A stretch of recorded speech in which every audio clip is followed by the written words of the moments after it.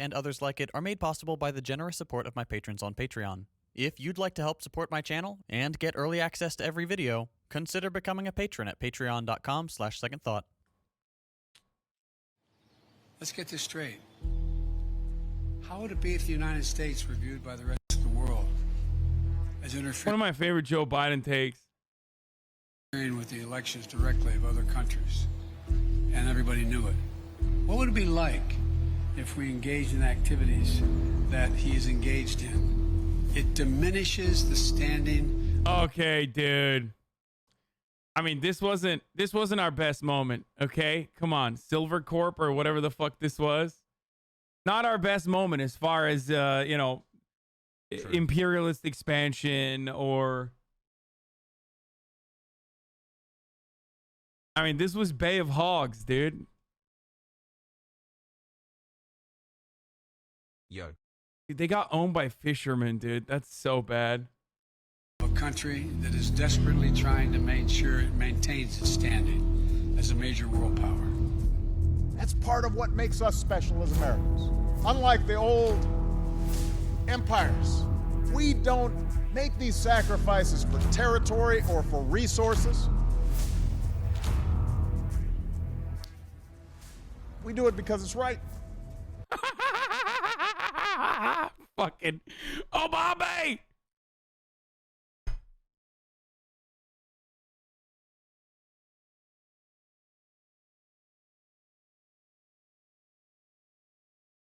We don't do this for territorial expansion or exploitation of the global south or natural resource extraction. We do it because it's right. Because those things that I just mentioned right before, those are right for us to do.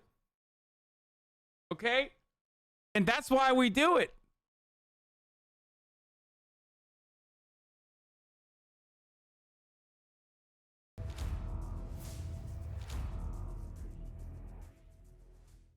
It's funny. The countries which have spent the greatest amount of time enslaving, invading, overthrowing, and exploiting the rest of the world are for some reason seen as the torchbearers of civilization today. While many powerful and wealthy nations engage in this sort of behavior, none hold a candle to the United States. It's just the difference between a realist and liberalism take. Wait, what?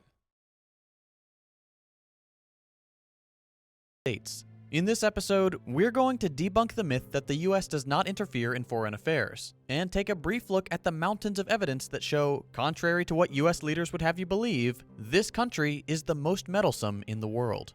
To give some context for Biden's speech at the beginning of the video, he was talking about Russia's alleged attempts to meddle in US elections. While much of the Russia fear-mongering was, and is, an attempt to deflect blame for America's own problems, we need to realize that most strong nations are always messing with their peers and competitors to their own advantage. Espionage or throwing a wrench in foreign affairs is not some fringe approach to global geopolitical jockeying. It has, for a very long time, been a fairly common method of one nation trying to get ahead of others. Russia does it, the US does it, France, the UK, you name it. It's immature and ahistorical to throw a fit about other nations meddling when your own nation is doing the same thing.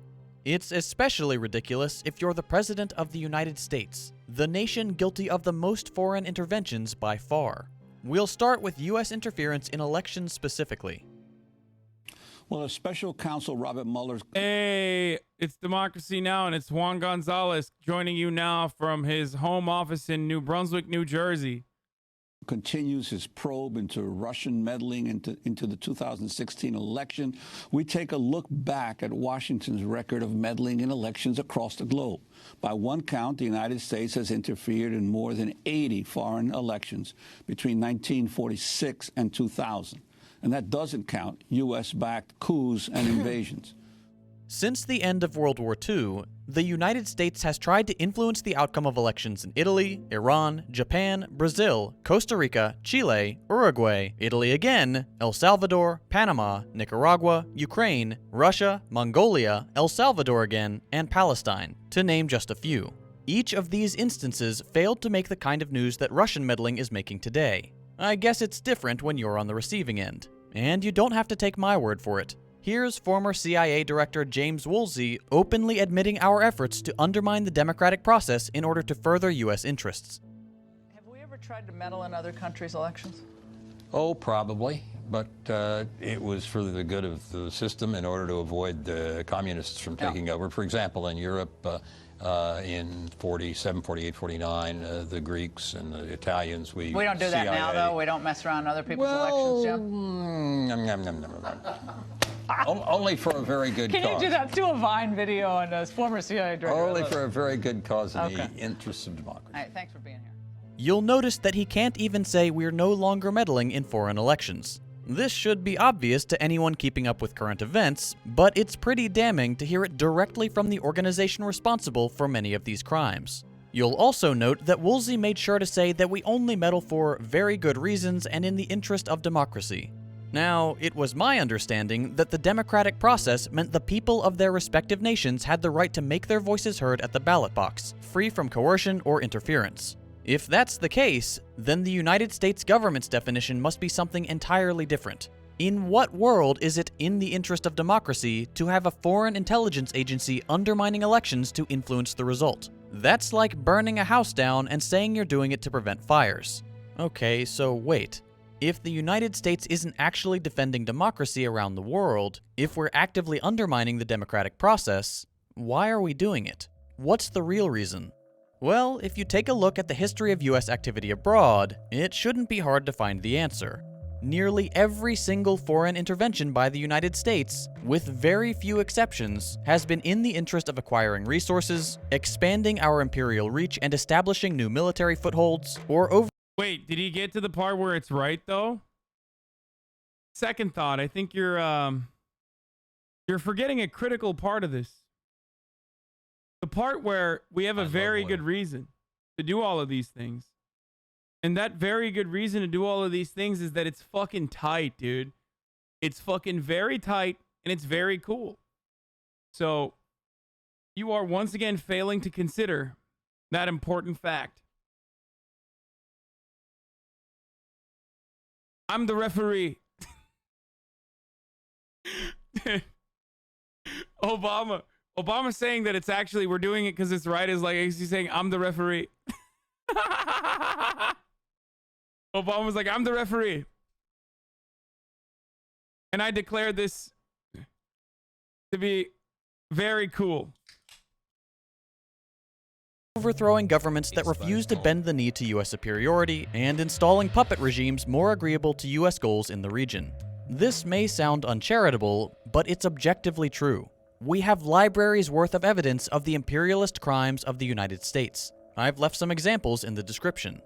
It's not random either. The capitalist powers, especially the US, have very specific targets they try to sabotage. What kind of governments does the US try to undermine? It is always those that have implemented or are beginning to implement left-wing economic policies. The United States corporate-controlled government understands that humane, common-sense, worker-centric policies are incredibly appealing to the average person, including Americans. US leadership does not want to run the risk of a successful left-wing economy growing large enough to offer the world an alternative to destructive, genocidal capitalism. But trying to influence the outcome of elections will only get you so far. If you really want to throw a wrench in things, you need to take a more aggressive approach. This is where the US really shines. You've probably seen this infographic floating around online. It's a little outdated at this point, and doesn't even include all the US's interventions, but the fact that the United States, the supposed defender of freedom and democracy, has engaged in at least 56 military interventions in Latin America since 1890 is insane. When casting doubt on an election outcome just isn't enough, the imperial powers have some other tricks up their sleeve. The favorites of the United States are fomenting coups, funding right-wing death squads, and sending in the CIA or paramilitary groups to cause as much chaos and disarray as possible. The list is far too long to cover in depth, but let's take a look at just a couple of the more well-known examples. We'll start with Chile.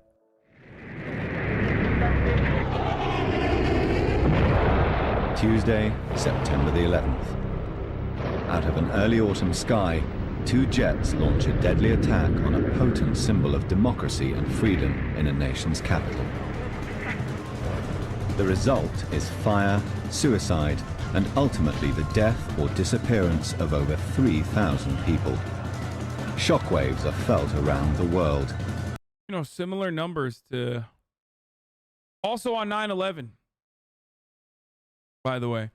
I was just hiding it because there's like, I'm worried that there might be dead bodies and stuff because they're talking about 9/11 in Chile. This is the story of one day in September. Since the early 1930s, Chile had been a shining example of democracy and political stability in Latin America. Except now it's really just extra shiny and extra democratic.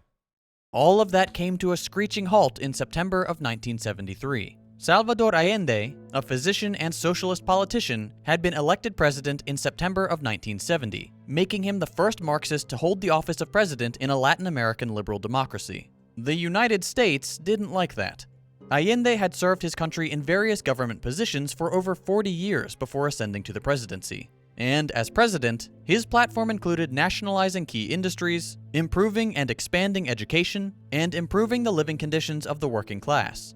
These common-sense policies made him quite popular among the Chilean people, though decidedly less popular with the right-wing parties that controlled other parts of the government, and even less popular with the United States, which had begun actively plotting to overthrow the democratically elected Chilean president and install a puppet dictator. These plans came to fruition on September 11, 1973. The Chilean military, supported and advised by the CIA... How is Henry Kissinger still alive, dude? That's so sad.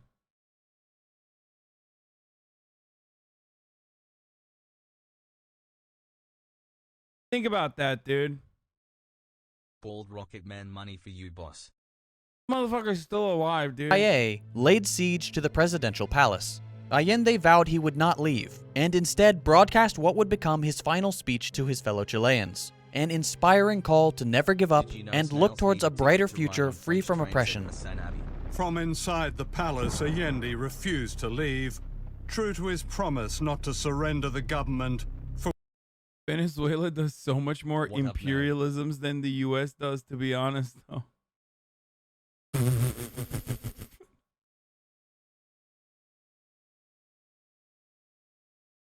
What the fuck?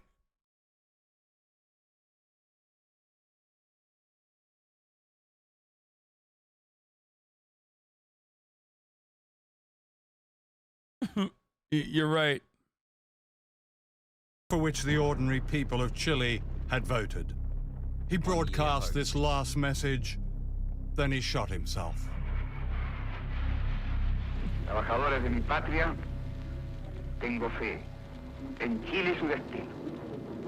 Sigan ustedes sabiendo que mucho más temprano que tarde, de nuevo, abrirán las grandes alamedas por donde pase el hombre libre para construir una sociedad mejor. ¡Viva Chile! ¡Viva el pueblo! ¡Vivan los trabajadores! Allende took his own life rather than let the US-backed coup plotters capture him. After the military seized power, General Augusto Pinochet established a military dictatorship. Very cool guy, this guy. Loved by the Wall Street Journal's editorial board at the time, who declared his neoliberalism to be the clear winner in Chile. Again, Wall Street Journal did the "I'm the referee" move, which was very effective. Okay? They said, "I'm the referee. Pinochet's very good." Which would remain in place until 1990, crippling the Chilean economy and destroying all the progress made by Allende's socialist initiatives. You've probably seen right-wingers make references to pushing their political opponents out of helicopters. That was invented by Allende. Or They're not referring Allende, Pinochet. I don't know why I said Allende. Sorry. Chile under Pinochet. It was common during that bloody period for the military to kidnap dissidents, take them up in helicopters, and throw them out, typically over the water, and usually with their stomachs cut open, so that their bodies would sink.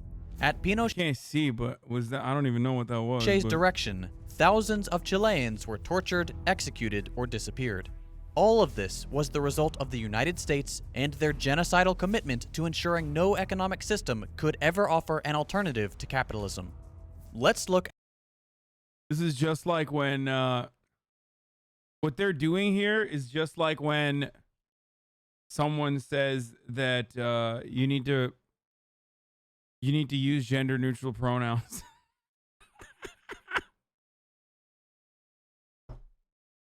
It's happening in America right now, brother. It's when I can't say the N-word. It's when people yell at me when I'm being transphobic in public. Literally 1987 George Orwell Animal Factory.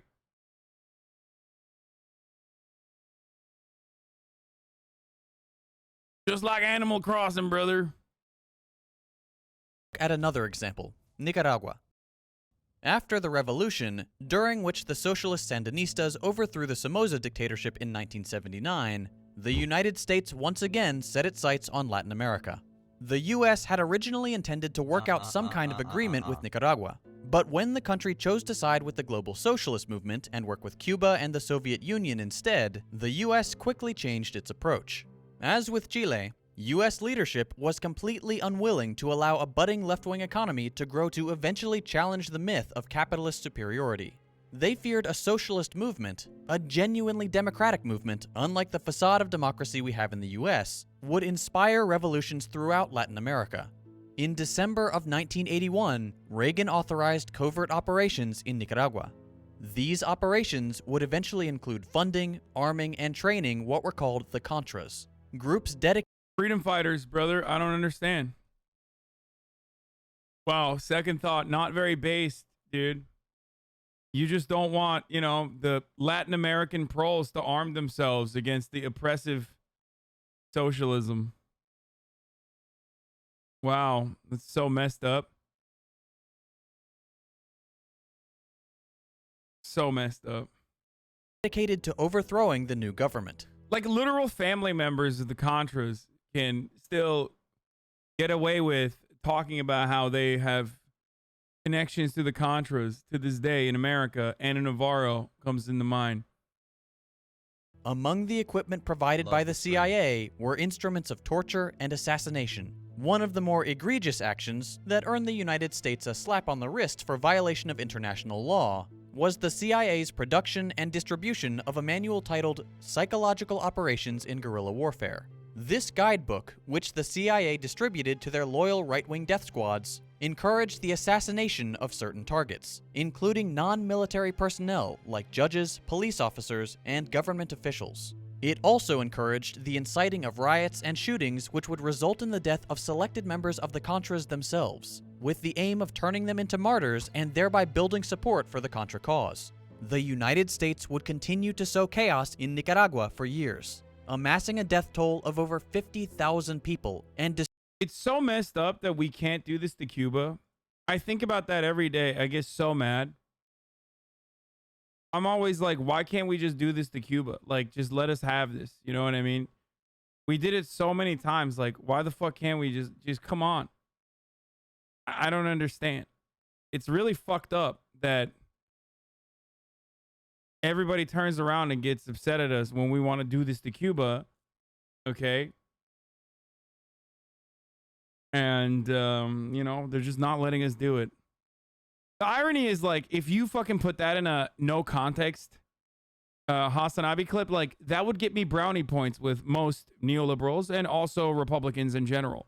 And also Democrats, which all happen to be neoliberals for the most part. So, that's...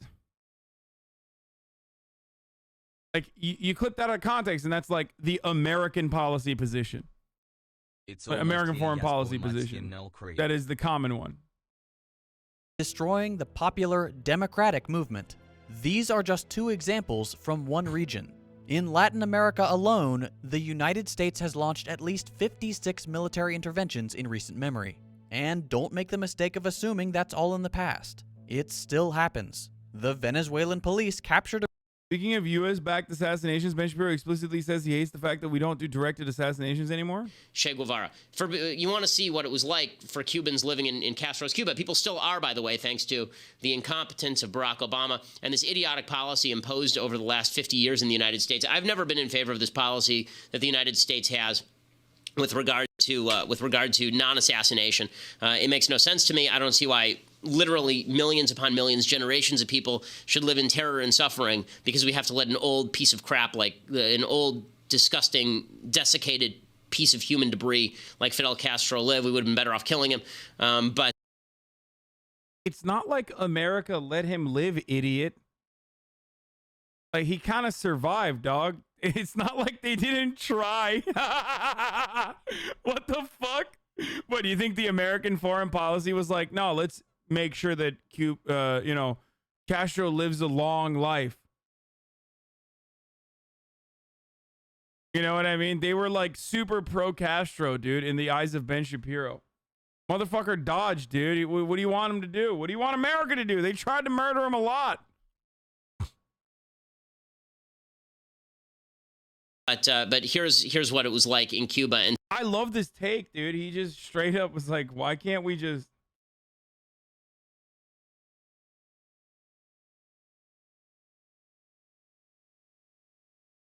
Why can't we just murder more, people that we want to murder? It's great. High five. Anyway, Ben's looking kind of thick right now. A group of American coup plotters just last year. And as we speak, we're witnessing a surge of right-wing opposition to the democratic election of socialist candidate Pedro Castillo in Peru. It is absolutely guaranteed those factions are working with U.S. intelligence agencies to undermine the... He must then endorse the reverse, right? Of course not, dude. That's... At Hasanabi. I mean, you'd go to jail for even mentioning that, by the way. So you don't say that, but...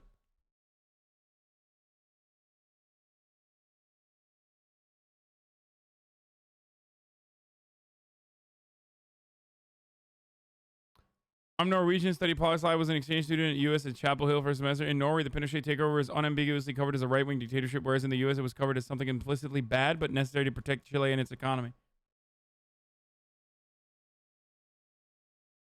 Like, Ben's advocacy right there is exactly, like, I'm joking when I say, why can't we do this to Cuba? Why can't we do this to Cuba? Ben is saying that unironically, okay? Like, Ben's literally like, why can't we murder, officials in other governments? Like, why can't we? Like, please.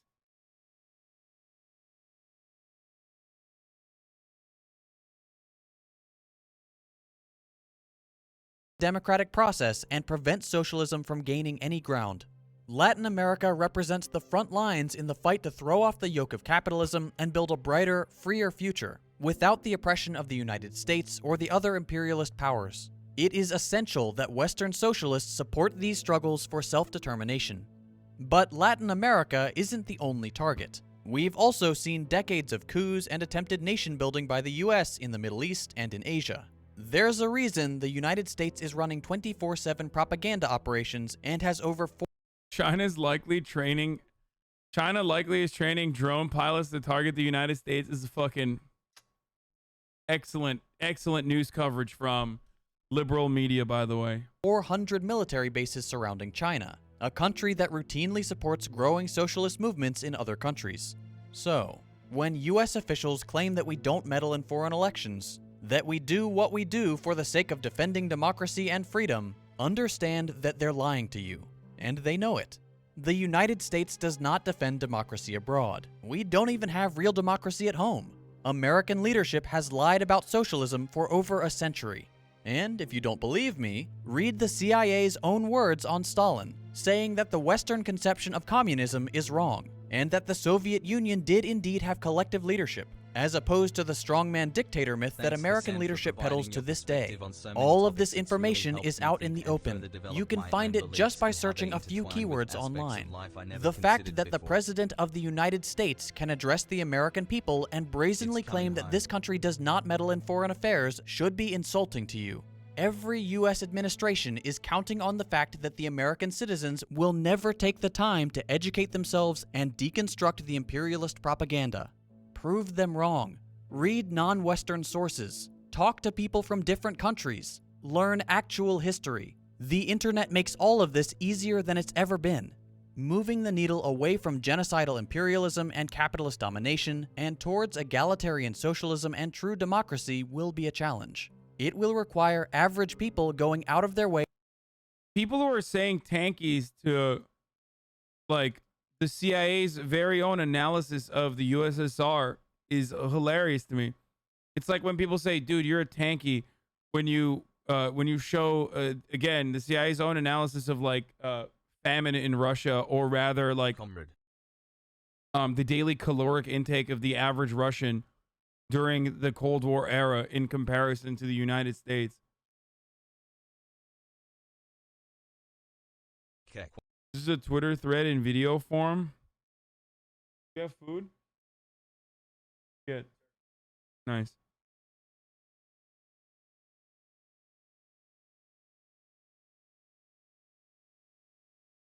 CIA, you mean Communism Instruction Association? That's right. Yep.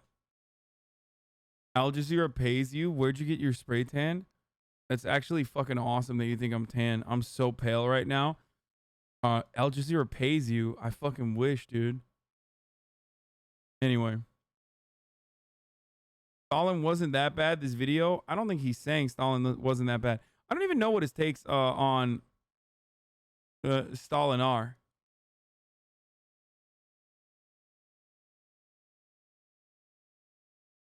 Way to correct false narratives, to educate themselves and those in their circle. But if we want to ensure a livable future, if we want our children and grandchildren to actually... I guess I will reject everything I've learned because this guy showed one CIA page, lol.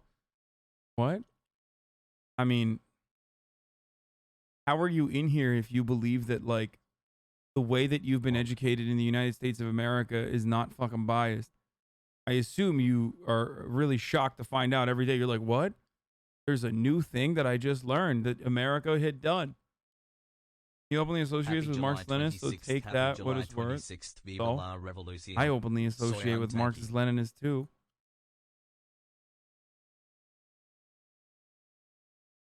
What do you mean? I've had Marxist-Leninists on the show before.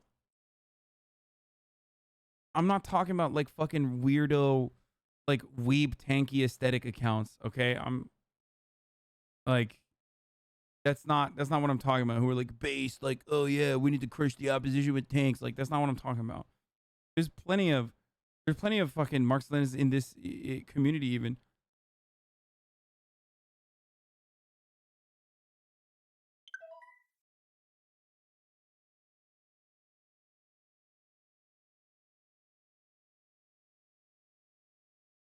experience freedom and democracy, we have to start today. I mentioned at the beginning of this video... I saw somewhere that he's a dentist.